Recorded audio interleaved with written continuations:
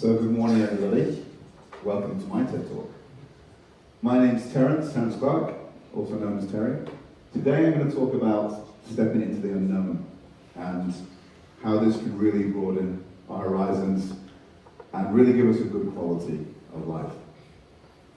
So I built a life where I didn't belong. Similar to you, my father was born in Calcutta to an Indian mother. I know I don't look like it. An Indian mother and an Irish father. My mother was Irish, born in Ireland. We left Ireland when I was 8, went to live in the UK. My father was in hospitality, so by the time I was 15, I think I lived in 10 different places. I didn't fit in anywhere. I still had an Irish accent there, and that changed over time. Then at 21 years old, never been on a plane in my life, ever, I went to Hong Kong for 1 month. I had a very good job in the Inland Revenue, that's the tax department. I know we don't like the tax department. And my boss at the time, Martin, said, "You'll never come back." So of course I will, this is a job for life. 3 years later, I was still in Hong Kong. And I stayed in Hong Kong for about 3 years, fell in love with the beautiful chaos that was there. And then I did it again. I went to Shanghai. I could speak quite good Cantonese at the time, but I'd heard about this language, Mandarin. I heard about all these opportunities up in the north. So I got on a plane. I got there. I found a university, not a very good university, I won't say the name, to learn Chinese. And after about 2 weeks, I got sick of it. I didn't like the way it was taught. I didn't really like it wasn't a good university, let's put it that way. I didn't really like the dormitory. And I was sat in a Starbucks. And I was complaining, as people from the UK like to do. It's a national sport. And there was a guy sat behind me, my mentor Louis, he passed away a few years ago, unfortunately. He said, "Do you have any experience doing sourcing and trading?" I said, "Yes." I had no experience whatsoever. He said, "Come up to my office on Monday and we'll have a chat." On Monday, I started work as a manager in a new sourcing department without any experience whatsoever. And I started my career in China quite by chance, by saying yes. So, this is China, 22 years ago. I could speak okay Chinese at the time, but completely unprepared. I didn't know how to rent an apartment. I didn't know how to get my phone, my SIM card. Back then they had things called Chongdian card. You had to buy them off the street. Scratch the card and then sign up. No high-speed internet. I still had plug-in internet at the time. I didn't know how to take the bus. I remember one day, if you learn Chinese, please do learn to read and write. I remember one day, stood in the hot summer, all these buses are going past with this character, Chinese character on it. And I said to someone, "These buses are all going to the same place." I said, No, that's a snowflake. That means that this is an air-conditioned bus. Okay, so then I decided to really learn to read and write. Now, in the time I was, this early time in China, I really learned Chinese trial by fire. I had to go to factories every week. Back then I was quite tall for China, people are much taller now. But I would sit on the bus for 5 hours with my knees in my face. And there was no TikTok, there was no real YouTube, so you sat there.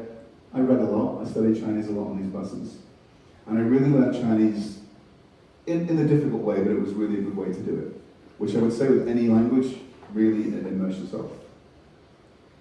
So I thought I was ready for this. Yeah, I said yes, I can speak the language, I'm going to the factories, but I wasn't ready at all. I really didn't understand the culture. I really didn't understand the difference between indirect and direct communication, between high power distance, low power distance.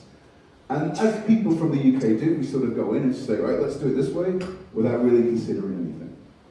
And I didn't adapt, I didn't really appreciate. And what I realized was that I could speak well in a meeting, but they weren't getting what I was saying.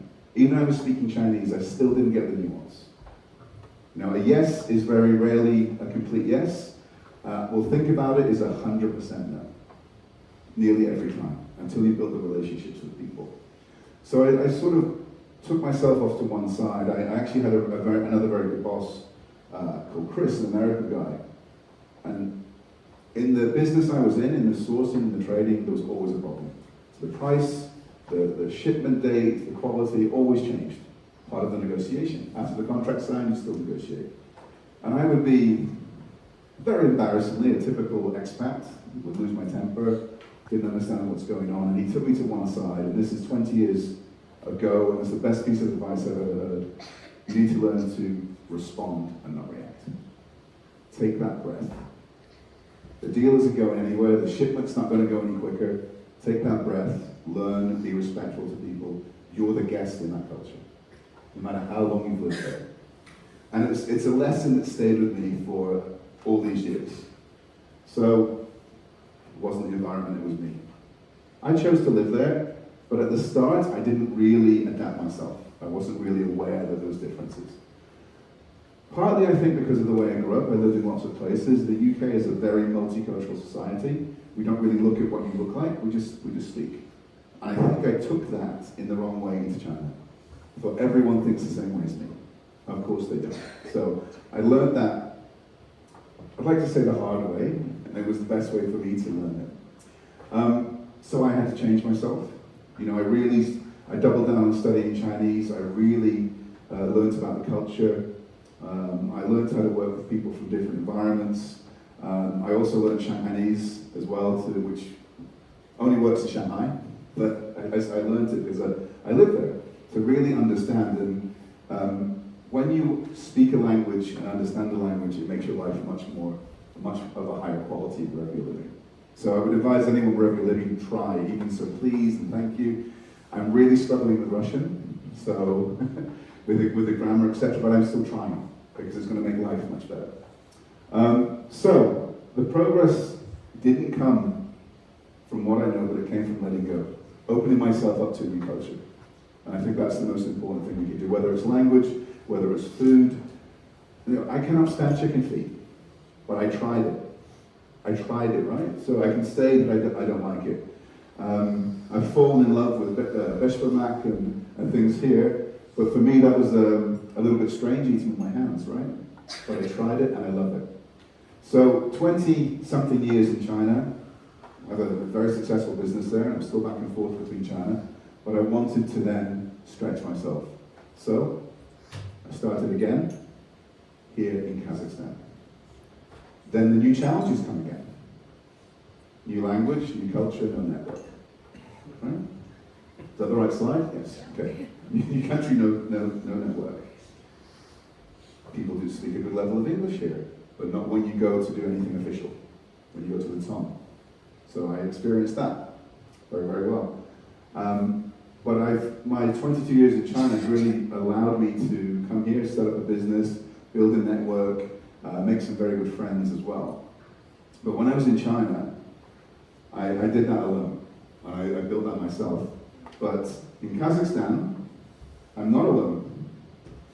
I have my wife who's outside filming me. She didn't bring the baby in case he cried. So I have my wife here. I have my son as well, 6 months old yesterday. So he's Kazakh, by the way, right? Okay. But this time I'm not alone, but I still have the same challenges. I still have the language, I still have the culture, I still have the way of doing things, although there's similarities. But making a life where you don't belong. When I was growing up, there's no such thing as third culture kid, this sort of phrase, but when you make that life, it makes your life much more richer. And how I did that was by saying yes to things. I always say yes, and then learn how to do it later. So I always say yes, and then learn. Prepare yourself, say yes first, then learn, and then go and do it. Your life will be so much richer. Thank you for listening to my podcast.